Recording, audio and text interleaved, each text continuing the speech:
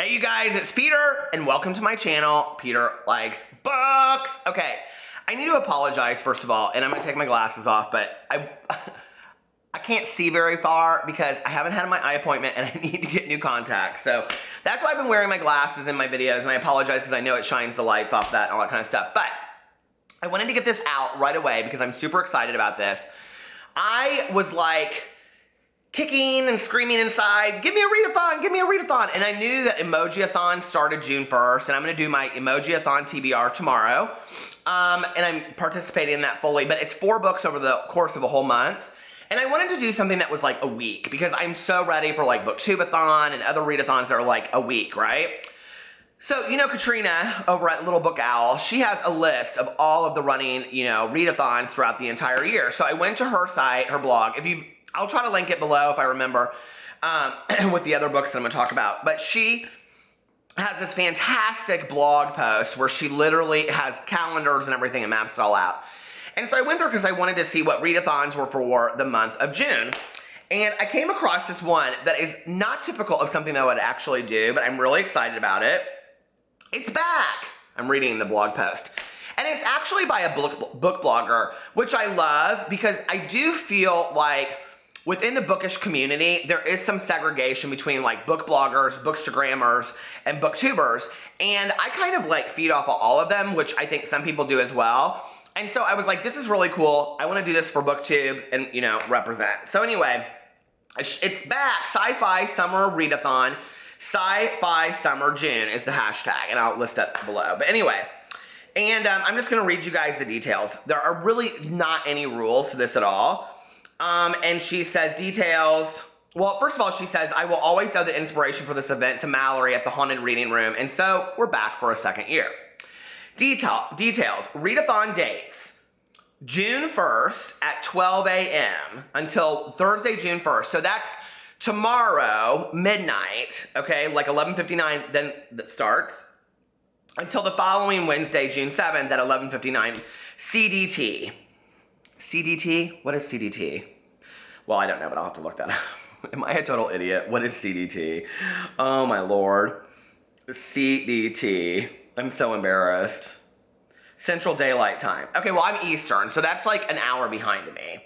So I'll get a head start. Or I'll be late to it, but whatever. So it's CDT. Just do it when it's midnight in your time zone. That's what I always do with these. So anyway, let me get back to the post. We do a different day configuration rather than starting on a Monday and ending on a Sunday to go along with the weirdness of sci-fi. Since sci-fi is a very specific genre, this will be strictly reading science fiction during the event. However, since fantasy is so closely related to science fiction, if you feel more comfortable reading fantasy, that is also fine. Which is why in my title I put sci-fi/fantasy. To check in on social media, we'll use the hashtag Sci-Fi Summer June, which I will list below. As usual, you do not have to have a blog to participate. Feel free to link up and check in from Goodreads, Facebook, Twitter, etc.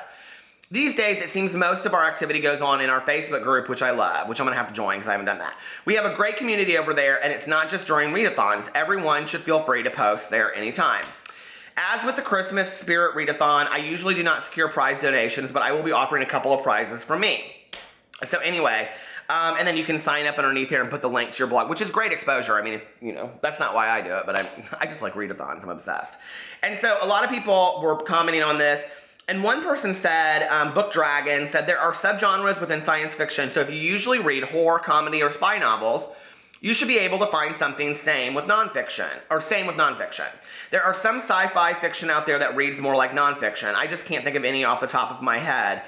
Well, Communion by Whitley Strieber. Good luck and have fun. I'm sure you'll find something to like about the genre. I'm really excited about this because I don't read a lot of sci-fi and fantasy, if you guys know that. Like, I'm more of like a YA contemporary kind of person, and I was like, I want to get spooked. But what's interesting about this is that I do love the movies and the TV shows, like what was that called? Stranger Days? What was that show called? Stranger Than... Why can't I think of anything today? It's because I don't have my glasses on. Strange Things, see? Okay, so anyway. Stranger Things, I don't know. It doesn't really matter. I love that show, and it's coming back in October. It's actually coming back on Halloween. So let me get right into this. I tweeted her, and I was like, I'm confused. Are there rules? Because you know me, okay? I'm very organized. I need to have the rules. What are the rules? Give me the rules, okay? She's like, there aren't really any rules. Just have fun with it. Well, let me start with my Audible, because you guys know, if you follow me, that on any of my readathons, I'm always having like one book going that's an Audible book. And I'm right now listening to, I mean, it's the day before, so I'm just gonna swoop it in there. I'm listening to the sequel to Sleeping Giants by Sylvain Novelle, which is called Waking Gods. And it is very much a sci-fi book. And so if you haven't read either one of them, they're fantastic. When I finish that, if I finish that, which I probably will, I'm going to read Siege, which is the third novel in the As the World Dies series by Rhiannon Frater. It's a zombie apocalyptic series. I love it. It's fantastic. I've given it 5 stars. She's incredible. I reached out to her. She is awesome. And she also does a podcast, if you're real into zombies, on Z Nation. And she's so cool. So that's my third book. I've been saving it forever because I didn't want the series to end. And I'm also really looking for the book, if anybody knows. I went to so many bookstores today and couldn't find it. I just put it on my Goodreads last night. I'm like, I really want to read this book, and so many people have said good things about it. So if you know where to find it, let me know. My Life as a White Trash Zombie by Diana Rowland. I really want to read that book. Okay, so those are the 2 audiobooks that I'm going to read on my TBR. Then I have 1, 2, 3, 4, 5, 6, 7. Now, you guys know me. Do you think I'm going to read 7 books on a readathon? That's not going to happen, okay? But I don't know what I'm going to want to start picking from first. So, let's start the 2 smallest ones, because they're not even really sci-fi, but they'll go along with it. And that is the Yearbook by Peter Lorraine. I'm already reading it right now. And it's a horror novel. Pity, pity, Laurel Chase, pretty hair and pretty face. Isn't it a sorry fate? She won't live to graduate. It's a horror novel, and I love it. I love these old, like, if you guys find these at like Goodwills and stuff, send them to me. I'll even pay you back. Okay. And then the second one is Slumber Party by Christopher Pike. It was 8 years later, and it was happening again. Slumber Party. They're a little old for a Slumber Party, don't you think? No. But anyway, there you can see they've got a flashlight. So spooky. So those are the 2 that are kind of like, they don't really fit. Well, one other one, but I actually looked. I've had this book forever. Crystal, the bookworm, sent it to me, and I have not read it. I think she's the one that sent it to me. And it was actually on the, what do you call it? The Goodreads Best YA for Sci-Fi. So I was like, has anybody read, it's called Around the Universe, I think it was called, something like that. I looked for it. It got bad ratings, even though it was listed as the #1, that series, the best sci-fi young adult series. And I almost went and got Robot Boy, because I want to read that. But instead, this was on the list, so I'm going to read Court of Thorns and Roses by Sarah J. Maas. I have not read this. Can you believe it? I mean, how am I even a young adult booktuber and I haven't read this book? Everybody's read it. So I'm excited about that. Well, I'm going to pick one of these. I don't know which one to read. And then, are you ready? I mean, the second one is, like the 18th of this one's out. The second one of this is out, and that is Illuminae. The Illuminae Files by Amy Kaufman and Jay Kristoff. I've heard like really mixed reviews about this. A lot of people said they loved it. A lot of people said they did not love it. I bought it, and then I got the sequel, Gemina, as an ARC. And so I probably need to read this. But anyway, I really want to read this. I've heard like the people that like the same things that I like seem to really like this book, so I'm going to read that. Okay. And then I really wanted like a zombie book in here. So I have heard so many good things about this. Actually, I had a friend of the family who was like 15 at the time, and he read the entire series in 1 weekend and could not put them down, and that is Rotten Ruin by Jonathan Mayberry, author of Patient Zero. Have you guys read these? They're like young adult zombie books. They're, bit the side of my mouth. They're supposedly so good. Oh my God. Zombies. Okay, so anyway, I'm really excited about this. I don't know which one of these books I'm going to pick up. I may read all 7 of them. Wouldn't you be surprised? I would just have to be like out on the front porch like this. That'll never happen. Now, I talked not too long ago about how I bought a book in Chicago and I didn't know what happened with it. Well, let me just tell you that I found it at the bottom of my suitcase like a week after I did that video. And that book is Feed by Mira Grant, New York Times bestselling author. The good news, we survived. The bad news, so did they. The year was 2014. We had cured cancer. We had beaten the common cold, but in doing so, we had created something new, something terrible that no one could stop. The infection spread, virus blocks. I don't really know if like virus overtakes the world kind of books really apply to science fiction, but I love them, so I put it in there.